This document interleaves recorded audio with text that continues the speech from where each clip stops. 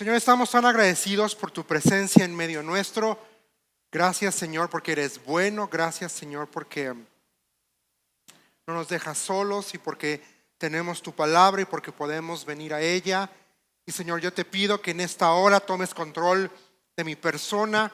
No permitas que diga algo que atente contra tu verdad, Señor, y que podamos ser sorprendidos, que podamos, Señor, ser consolados esta noche, que podamos, Señor, también ser reconfortados por tu palabra, pero sobre todo, Señor, que podamos escucharte a ti hablando a nuestras vidas de una forma directa, única y especial, Señor.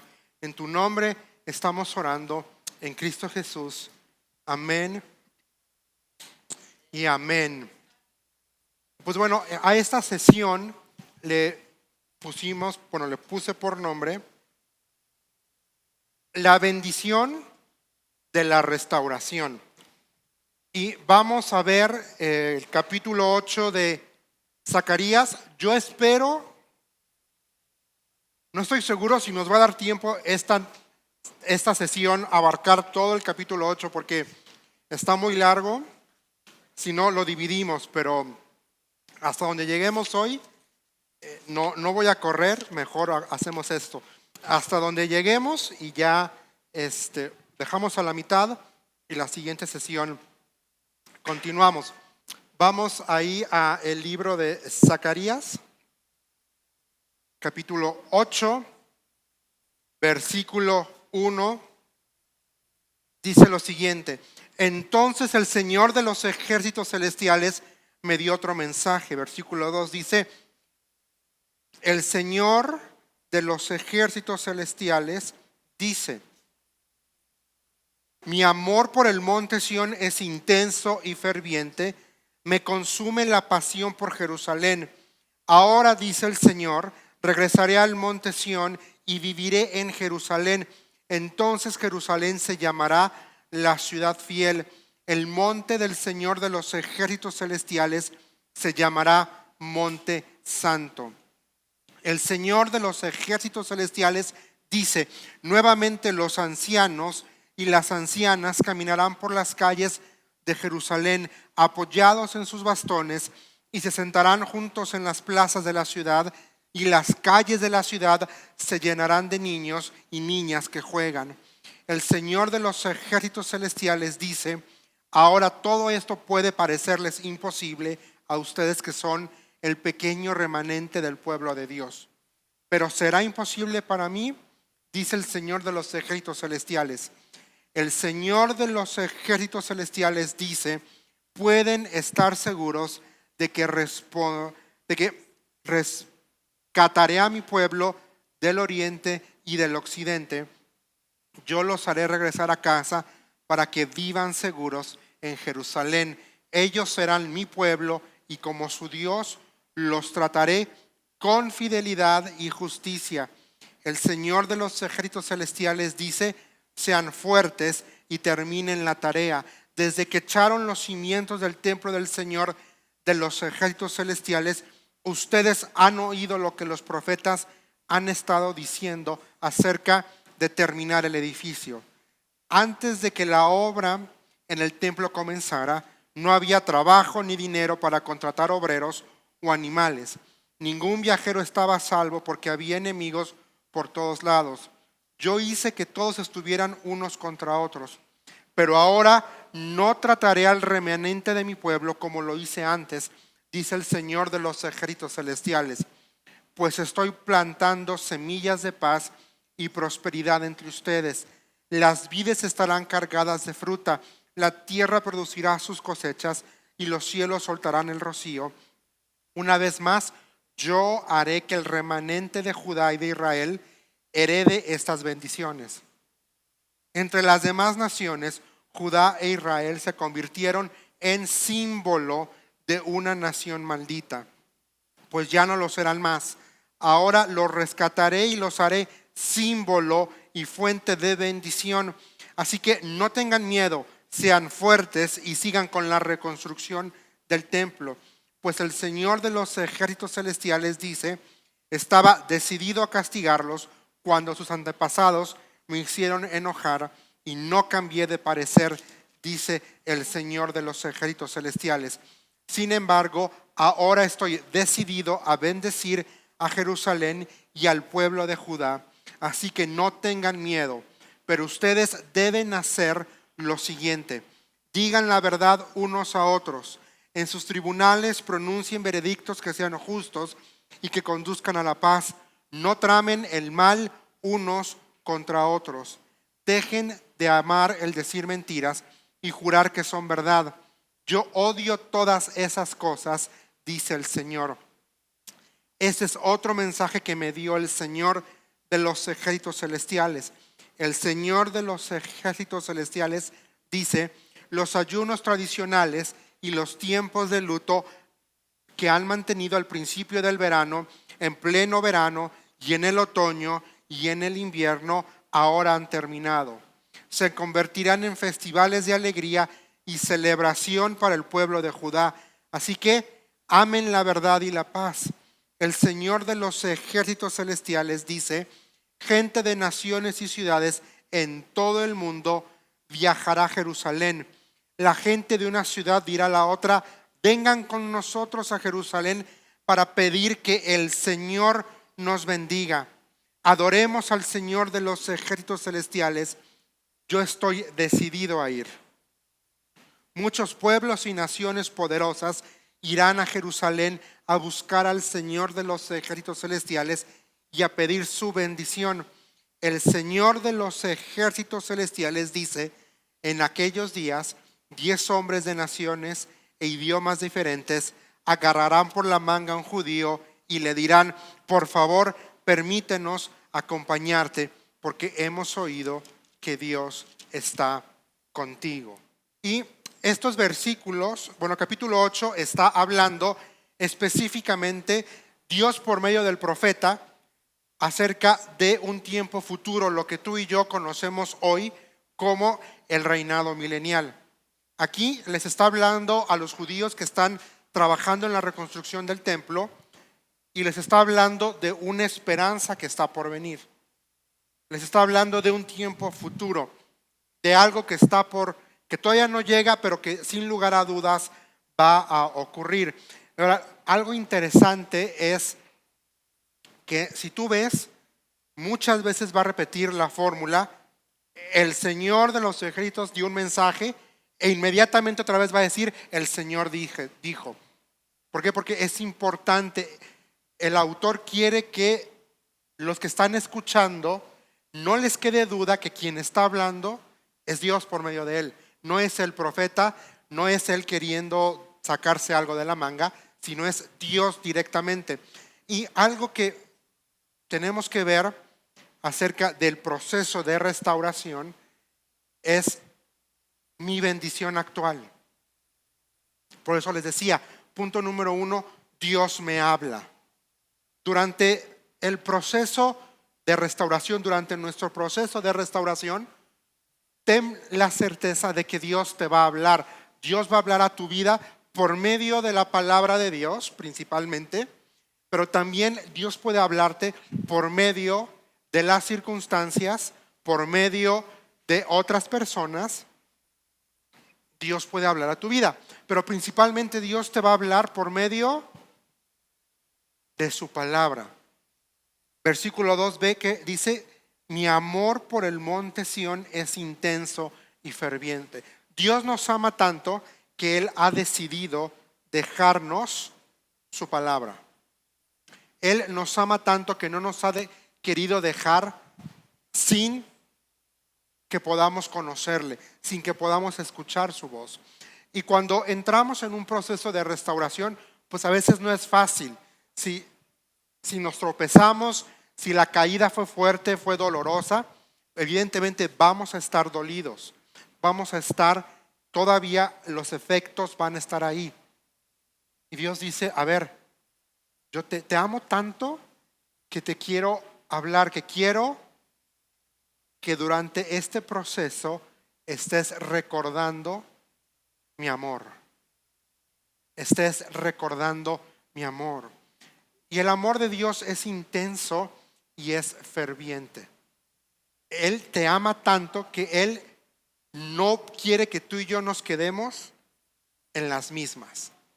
No quiere que nos quedemos en el mismo punto de tropiezo. No quiere que nos quedemos con el dolor. No quiere que nos quedemos en esa quizá pecado. Lo que Él quiere verte y verme a mí floreciendo, venciendo el pecado, creciendo en la vida cristiana, conociéndole a Él, siendo íntegros, pasando tiempo con Él. Eso es lo que Dios quiere. Pero también durante este proceso, Él nos va a recordar la esperanza de la vida eterna. Dice versículo 3. Ahora dice el Señor: regresaré al monte Sión y viviré en Jerusalén. Entonces Jerusalén será llamada la ciudad fiel. Les está hablando al judío, le está diciendo: señores, va a haber un futuro en el que yo voy a estar en medio de ustedes y voy a reinar. Eso era el mensaje para el judío que estaba escuchando esta palabra.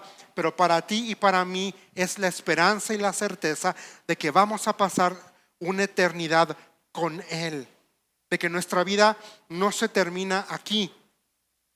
Sí, físicamente nuestro cuerpo va a llegar a un punto en el que o morimos por vías naturales o Él nos va a llevar, pero tenemos la esperanza de que vamos a recibir cuerpos glorificados.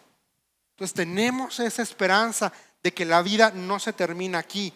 Tenemos una vida eterna con Él. Esa es la esperanza que tenemos. Y también mi bendición actual es que el Señor cambia mi realidad actual. Quizá actualmente yo me sentía pecador, fracasado. Ponle ahí lo que sea que te haya llevado a un punto en el que quieras buscar restauración para tu vida. Aquí dice, muy interesante, versículo 3: entonces Jerusalén se llamará la ciudad fiel. Ojo, acuérdense, Israel es conocido en todo el Antiguo Testamento. ¿Por qué? Precisamente porque fue infiel, porque le dio la espalda a Dios. Ya lo leímos en el 7:11, sus antepasados se negaron a escuchar este mensaje, volvieron la espalda, se taparon los oídos, no quisieron escucharme. Pero ¿cómo llama aquí ahora el Señor a Jerusalén? La ciudad fiel. Hay un cambio. Dios cambia mi realidad. Dios cambia tu realidad de no tener esperanza a tener esperanza, de no tener propósito a tener propósito, de estar roto a estar completo, de estar desesperado a tener esperanza. Dios cambia tu realidad. Esa es mi bendición actual, y tu bendición actual es esa. Uno, que Dios te habla. Dios, que Él te recuerda. Dos, Él te recuerda su amor. Tres, te ha dado y me ha dado. Tenemos la esperanza de la vida eterna. Cuatro, Él cambia nuestra realidad. Segundo punto esta noche es que el proceso de restauración al cual tú y yo nos sometemos produce plenitud. Y primero va a restituir mi vida con creces. Quizá para muchos de nosotros que no hemos tenido una historia de vida, yo lo voy a poner así, quizá yo nunca estuve metido en las drogas, nunca estuve metido en el alcoholismo, nunca estuve metido en pandillas. Bueno, pero yo he visto como personas que han estado metidos en este tipo de cosas que acabo de mencionar, como Dios les restituye, les cambia la vida, les da lo que no se imaginaron tener. A muchos les da familia, a muchos les da hijos, les da una congregación a la cual pertenecer, les da, restituye. Y eso hay que tenerlo en cuenta. Y no se nos tiene que olvidar que tu proceso produce plenitud. Y esta plenitud proviene solamente de Dios. Que no se te olvide una cosa. A Dios le importa tu vida. Tanto le importa que Él se involucra. Tu vida es importante para Dios de tal forma que Él decide hacer marcaje personal en tu vida y en mi vida. Porque no quiere que nos quedemos como estamos.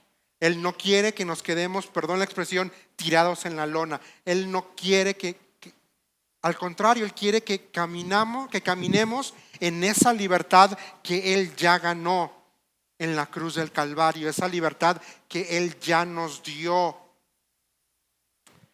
Una vez escuchaba una ilustración, me pareció muy, muy interesante, de un hombre que decía que tuvo un sueño y en su sueño él estaba en la cárcel, había estado en la cárcel por muchos años y venía el Señor Jesucristo, hablaba con él, pasaba tiempo con él y un día este hombre le dice a Jesús: quiero ser libre.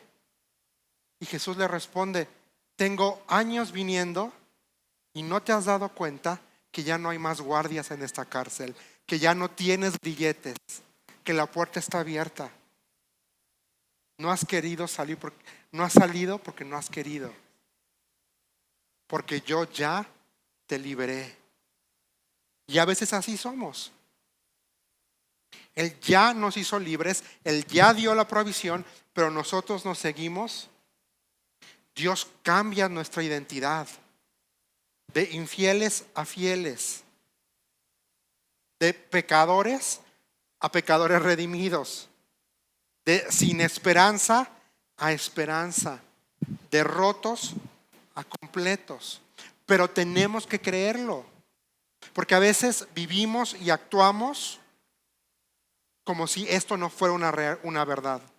Seguimos regresando a nuestros vicios, ya sea la mentira, ya sea el desviar pequeños fondos de aquí por allá, o a veces el cigarro, a veces lo que sea.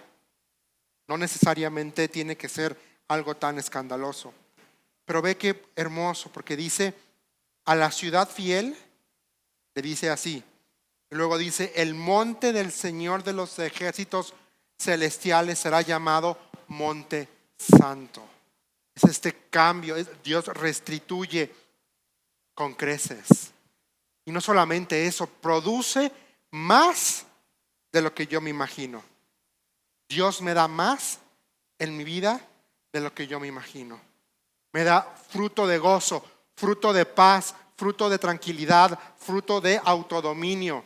Los frutos del Espíritu Santo. Autocontrol.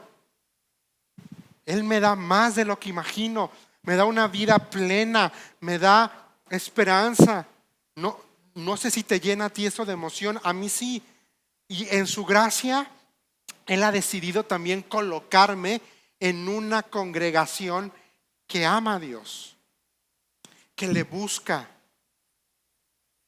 que predica la Escritura, que predica la palabra. Me ha dado más de lo que imagino. Y esto lleva al tercer punto. Supera mis expectativas. Supera con creces.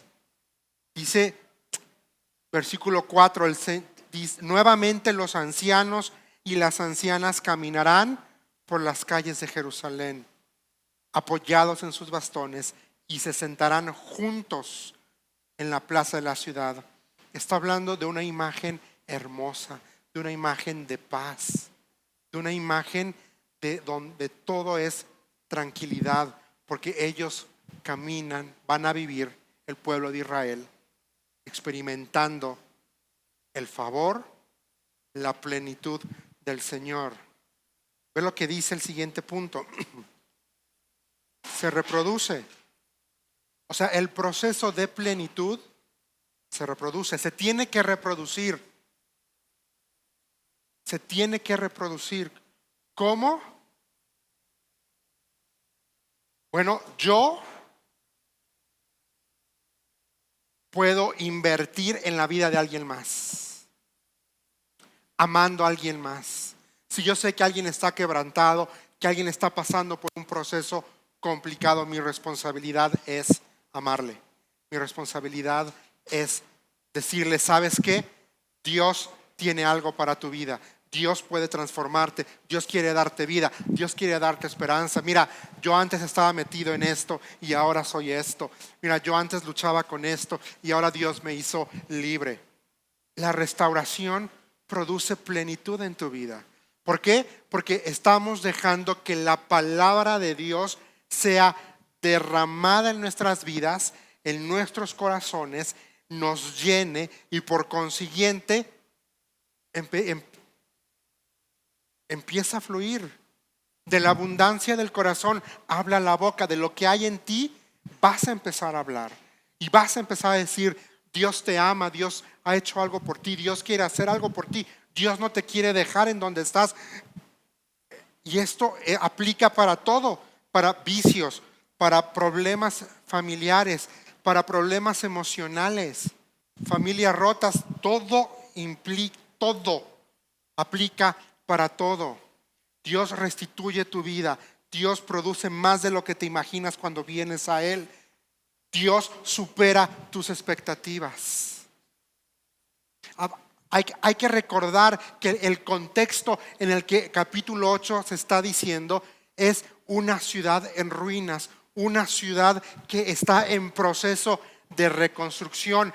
Ya llevan 2 años y medio reconstruyendo la ciudad. Entonces el judío solo está viendo ruinas, está viendo una ciudad a medias, no está viendo el final. Y tenemos que recordar que nuestra visión está limitada al aquí y a la ahora, pero Dios conoce el final. Y si Dios ha prometido algo, Él lo va a cumplir, y esa promesa tiene que producir en nosotros esperanza. Y ese es el motivo y esa es la razón de capítulo 8. Dios diciéndole al pueblo, a ver, señores, ustedes están viendo una ciudad a medias. Están viendo una ciudad que todavía no termina. Bueno, ¿saben qué? Va a haber un futuro en el que yo voy a vivir ahí en medio de ustedes. Un futuro en donde esta ciudad se va a llenar de niños y de viejitos y todos van a convivir en paz. Todos van a estar aquí. Y aún más, vamos a verlo más adelante. Lo vamos a ir viendo. Ahí en el versículo 6 dice, el Señor de los ejércitos celestiales dice, ahora todo esto puede parecerles imposible a ustedes, que son el pequeño remanente del pueblo de Dios. Y luego viene una pregunta retórica, ¿pero será imposible para mí? Dice el Señor de los ejércitos celestiales. Muy probablemente algún compadre está escuchando esta palabra y decía, sí, claro, ¿cómo no? Seguro. Y a veces así somos. Cuando estamos ahí en medio de nuestro fracaso, no podemos ver más allá. Y solamente vemos nuestro fracaso, vemos nuestra ruina, vemos nuestro dolor. No tenemos la capacidad de ver más allá. Y qué hermoso que Dios le dice aquí, todo esto que te estoy diciendo ahorita puede parecerte imposible, pero ¿hay algo imposible para mí? Y la respuesta es que no hay nada imposible para el Señor. Nada. Dios puede restaurar vidas por completo. Dios puede restaurar relaciones, por supuesto que sí. Dios puede quitar y sanar y rescatarnos de vicios, por supuesto que sí. No hay vicio hasta ahorita que la sangre de Cristo no haya vencido en la cruz del Calvario. No conozco hasta ahorita ningún vicio que pueda con el poder de la cruz. Llámese mentira, robo, adicción, a lo que sea, al juego, a sustancias ilícitas, lo que sea. No hay nada imposible para Dios. Y esto me lleva Versículo 6, a fijar la mirada. Ese es el tercer punto esta noche, a que tú y yo fijemos nuestra mirada. Primero, en Dios. Tenemos que fijar la mirada en Dios. No en el mundo, no en mi situación, no en mi fracaso, en Dios, que es el creador, que es el que me bendice, que es el que me da todo lo que tengo y más. Segundo, en Cristo. Dice, puestos los ojos en el autor y consumador de nuestra fe. Cuando yo pongo mi mirada en Cristo, puedo ver al que me redimió, puedo ver al que dio su vida por mí, pero también puedo ver al que, como dice la Escritura, que fue tentado en todo, pero no pecó. Y dice que tenemos a alguien que se compadece de nosotros. ¿Por qué? Porque experimentó lo mismo que tú. Jesús tuvo hambre, Jesús tuvo sueño, Jesús también se molestó cuando en su última semana en la vida, de su vida en la tierra, cuando entró al templo y vio que era un mercado, se enojó y dijo, esta es una cueva de ladrones. Entonces, cuando pongo la mirada en Dios y digo, Él me ama, Él tiene un plan para mí, Señor, ayúdame. Y luego puedo ver a Cristo y puedo decir, bueno, Cristo, tú me entiendes. Tú entiendes. No solamente me entiendes, tú diste tu vida por mí. Y también tengo que fijar mi mirada en el plan divino. Porque hay un plan especial que está corriendo. Jeremías 29:11, porque yo sé muy bien los planes que tengo para ustedes, dice el Señor, planes de bienestar y no de calamidad, a fin de darles un futuro y una esperanza. Dios tiene un plan y aquí les está detallando el plan al pueblo de Israel. Está diciendo, señores, va a haber un futuro en el que estas plazas, estas calles que están destruidas, van a estar perfectamente restauradas y van a estar llenas de vida. Va a haber viejitos y va a haber niños que van a estar aquí jugando. Fijar la mirada en. Y esto me lleva al otro punto, a fijar mi mirada, a no perder de vista su obra, que Dios está obrando. Dios está haciendo algo. Dios no está con los brazos cruzados. Dios está activamente obrando y haciendo algo maravilloso. Y qué hermoso que Dios te quiera y me quiera a mí usar en su obra. Lo hablábamos la sesión pasada. Dios puede usarte a ti en el proceso de restauración de alguien más. Y puede que digas, pero pues si yo no soy nada. O puede que me digas, yo no soy pastor, yo no soy misionero, yo no fui a la escuela bíblica, yo no fui a ningún seminario. Sí, no has sido, pero tienes su palabra, pero lo has visto a Él obrar en tu vida, pero lo conoces, has experimentado su amor y das de lo que Él te ha dado. Lo mencionábamos en la sesión pasada en el caso de Sy Rogers. La vida de este hermano me impresiona, pero más me impresiona los hombres de esa iglesia que lo abrazaron, que le enseñaron la verdadera masculinidad y que no les dio pena verlo, que los vieran con él. Y les puedo asegurar que muchos de esos hermanos nunca fueron a ningún instituto bíblico, nunca fueron a ningún seminario, pero conocían a Dios y sabían que Dios tenía un plan para este hombre y decidieron invertir en la vida de este hombre. Algo que no les mencioné la sesión pasada y recordando el testimonio de Sy Rogers es que él decía que él quería ir a la reunión de mujeres, que él quería estar en la reunión de mujeres, pero dice, yo doy gracias a Dios por los hombres de esta iglesia, porque iban por mí a mi casa, me invitaban a comer, me invitaban a los retiros de varones, no les daba pena y no se sentían menos. El poder de amar, el poder de entender que Dios me puede usar a mí para bendecir e impactar la vida de alguien que está en un proceso de restauración. Para los que no vinieron la sesión pasada, Sy Rogers ya falleció, pero era un predicador que antes de venir a Cristo vivió muchos años como mujer y estuvo a nada de un proceso, de una operación de reasignación de sexo.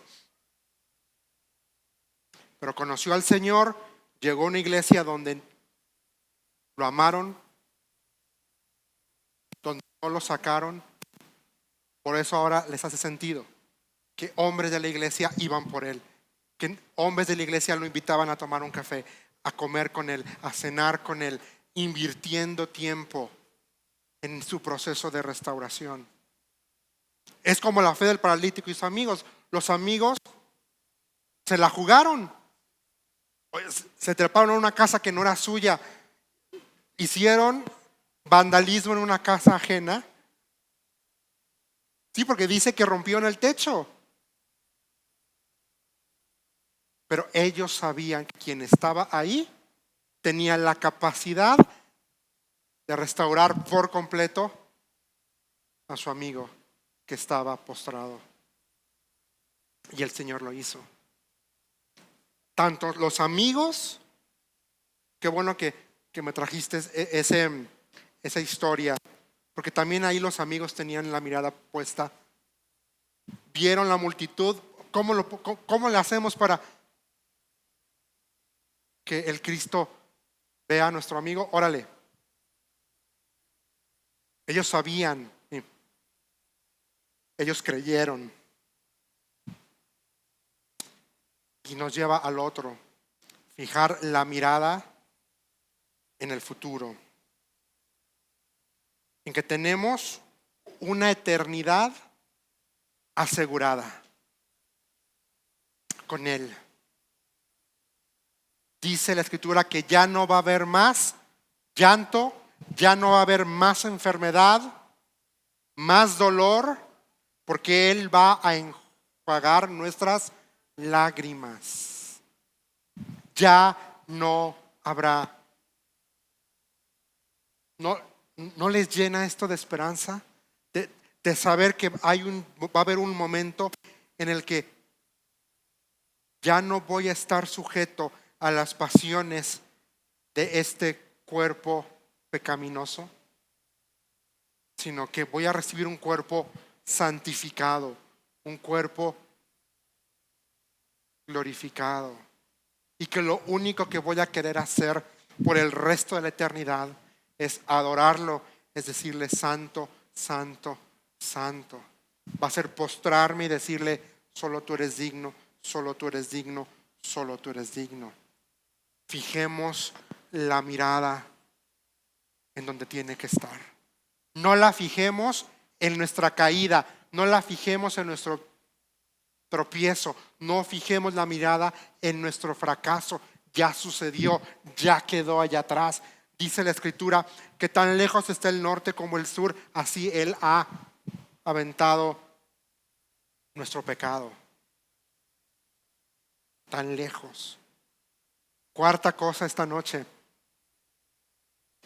es que cuando tú y yo entramos a un proceso de restauración, este proceso va a generar seguridad en tu vida y seguridad en mi vida.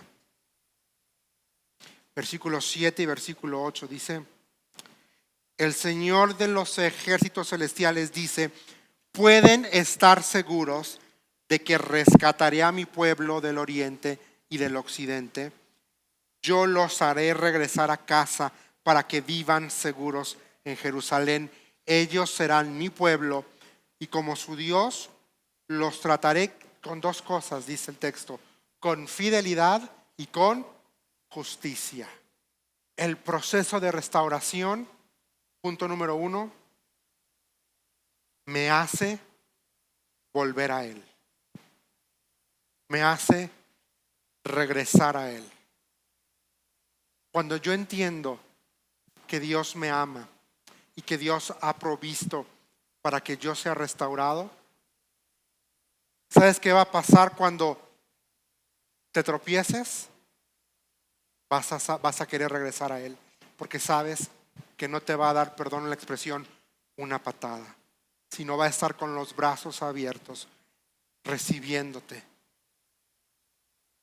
para decir, bueno, ahora sigamos adelante, sigamos adelante, sigamos adelante. Y esto me da seguridad, me da confianza. Si quieres ponerlo ahí, en vez de seguridad, puede ser confianza. Y algo hermoso es que me llama suyo, me llama su propiedad. Dice, ellos serán ¿qué? Mi pueblo. Que te quede claro, Dios te llama suyo. Dios te llama suyo. Y porque eres de Él, Él no te va a dejar como estás. Él no te va a dejar roto. Él no te va a dejar descompuesto. Porque eres suyo. Porque eres su posesión preciada. Porque te tiene en sus manos. Él no te va a dejar.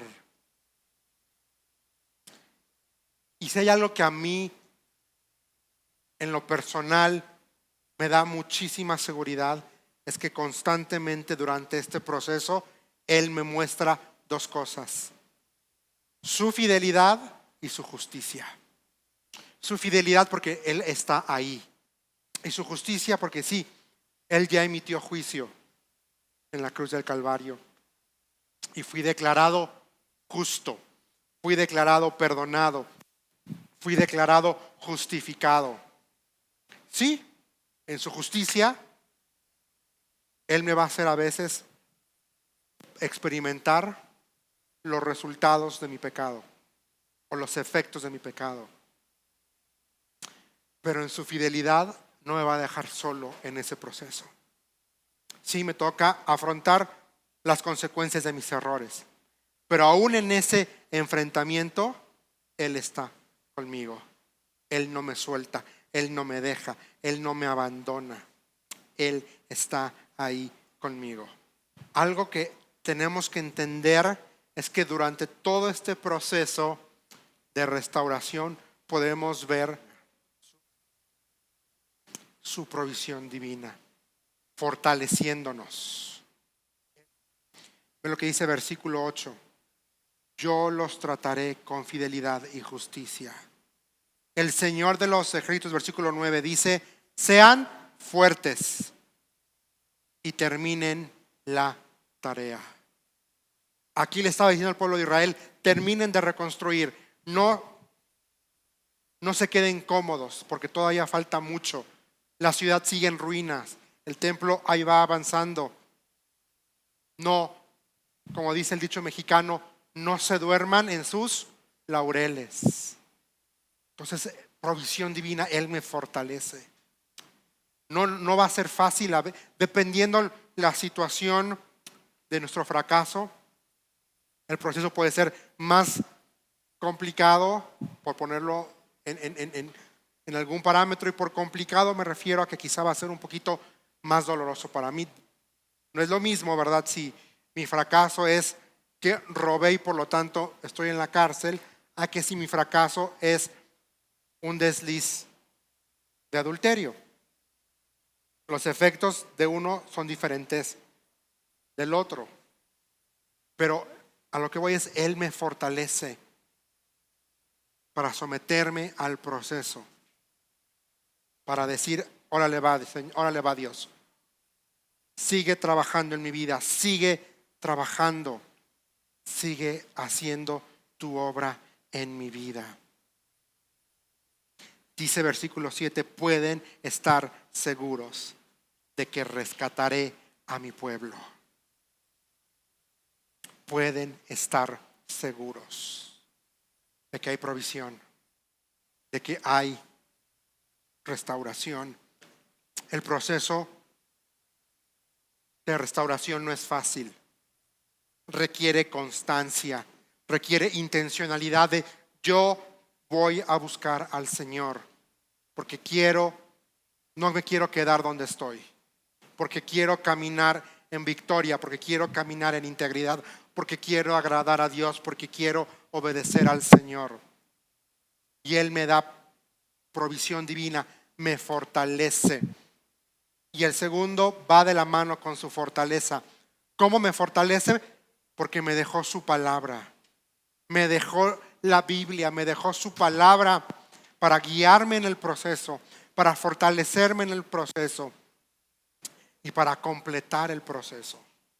Él nos dejó su palabra para guiarnos, te lo repito, para fortalecernos y para completarnos o para completar el proceso. Dios no nos deja solos. Luego hay algo aquí muy interesante. Versículo 9.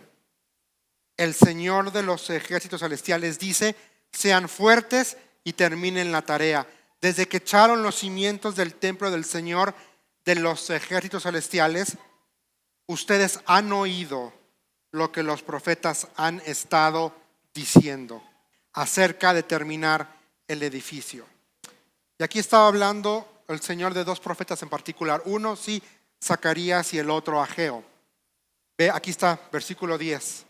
Esto es a lo que quiero llamar tu atención. Dice: antes de que la obra en el templo comenzara, no había trabajo ni dinero para contratar obreros o animales. Es decir, no tenían con qué construir. No tenían un peso. Pero ¿qué hicieron? Dios dijo: construyan. Ellos construyeron y ¿qué creen? Dios proveyó. Dios proveyó. El texto es impresionante. Antes de que la obra en el templo comenzara, no había trabajo ni dinero, dice.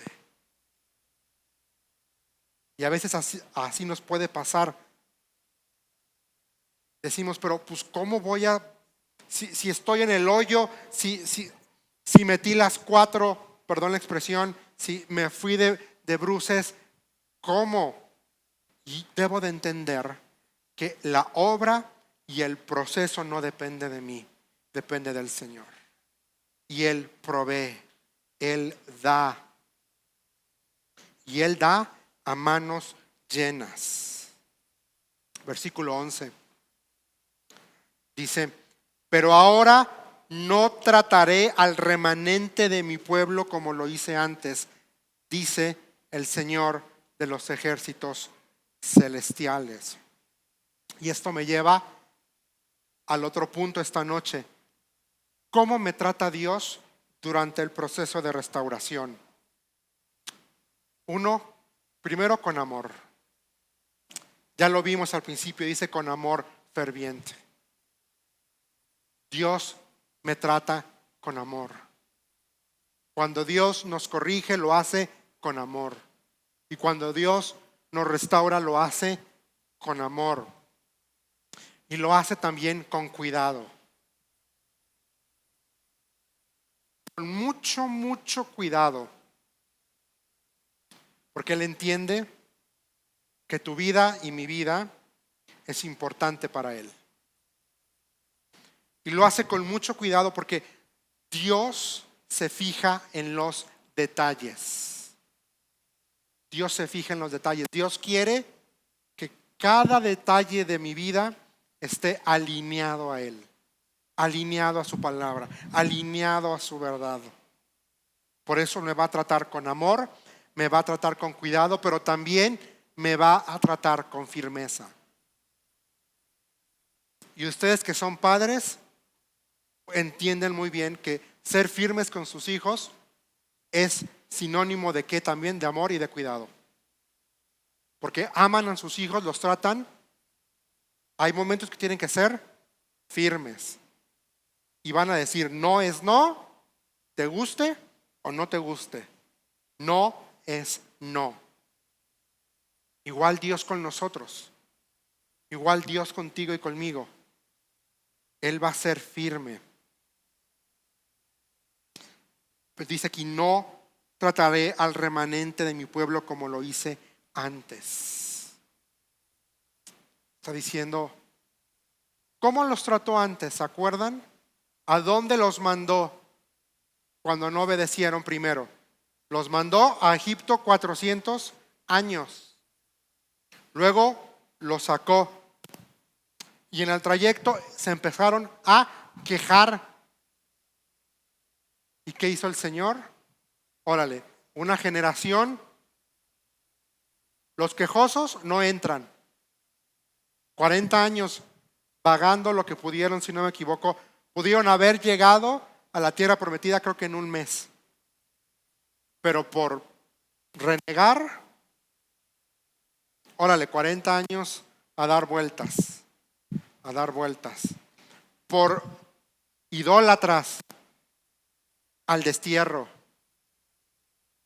Por rebelarse, se dividió la nación de Israel.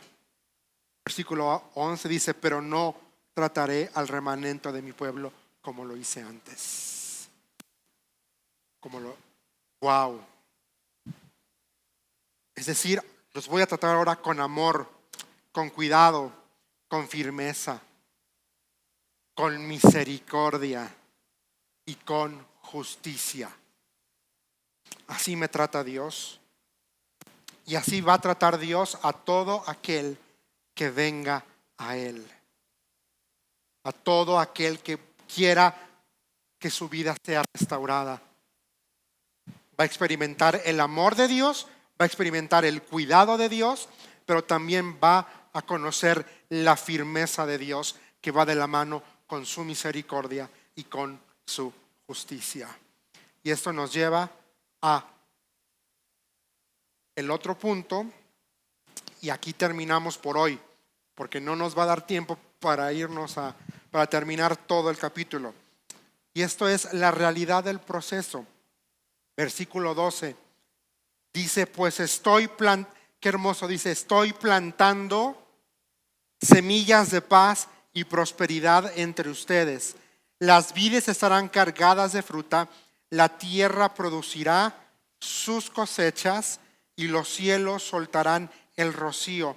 Una vez más, yo haré que el remanente de Judá y de Israel, la palabra clave aquí es herede estas bendiciones.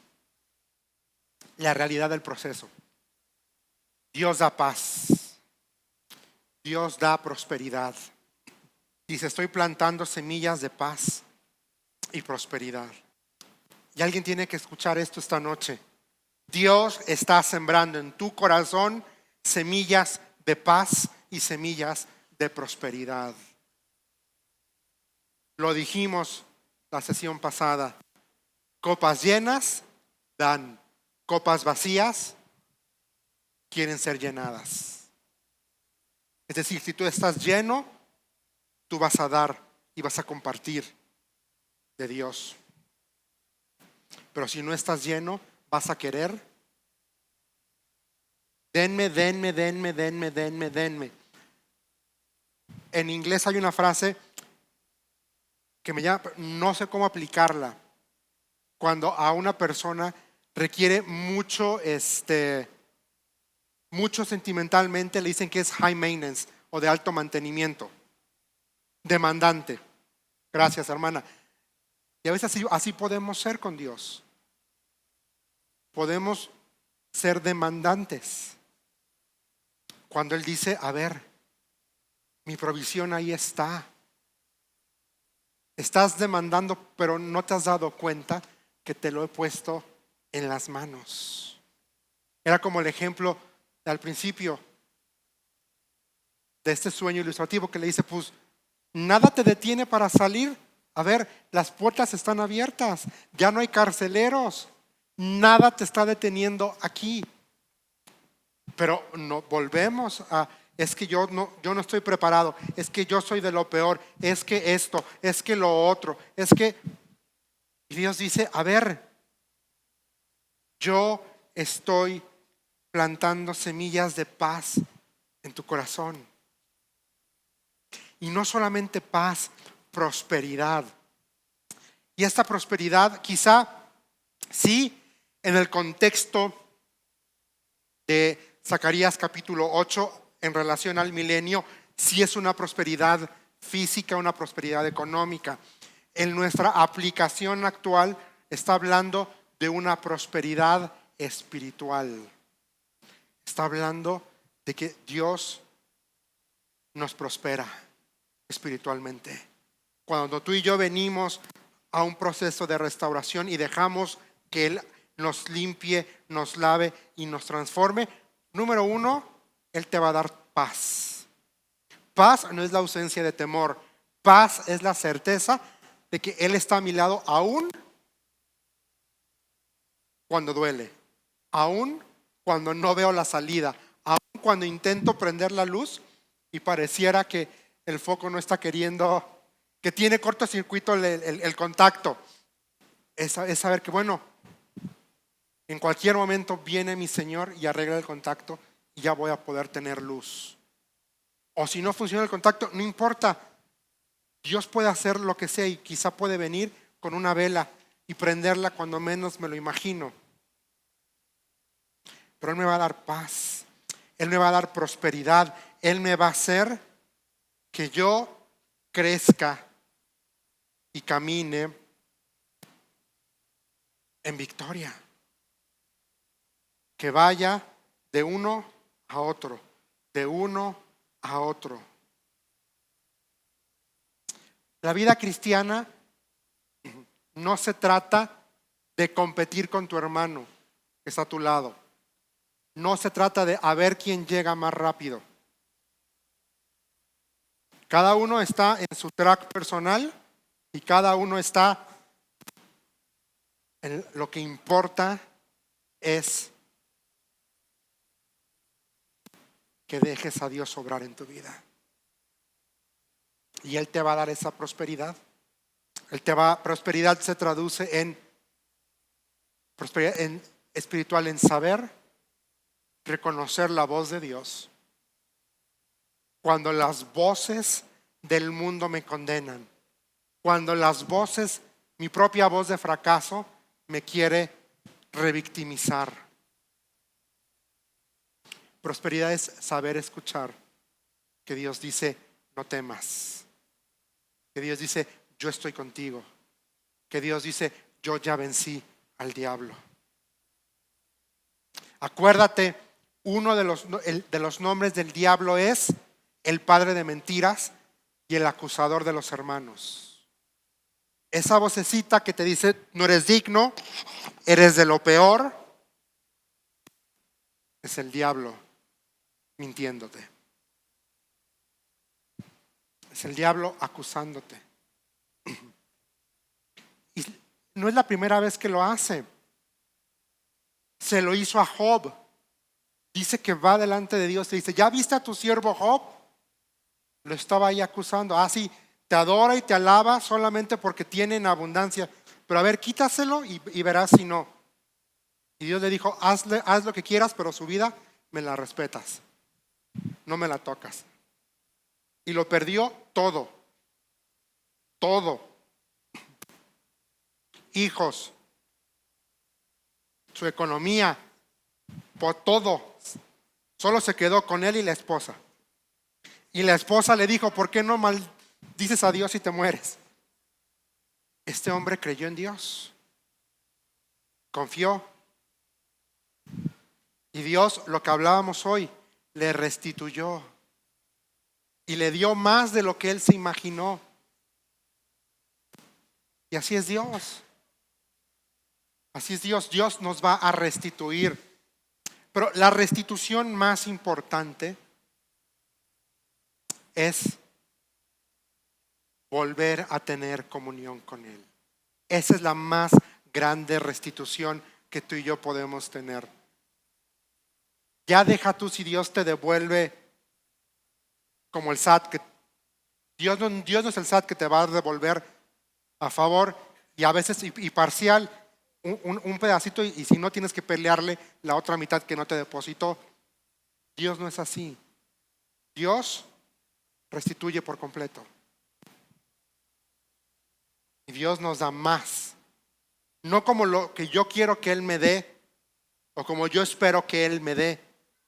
Él me da lo que Él considera, cree que debo tener.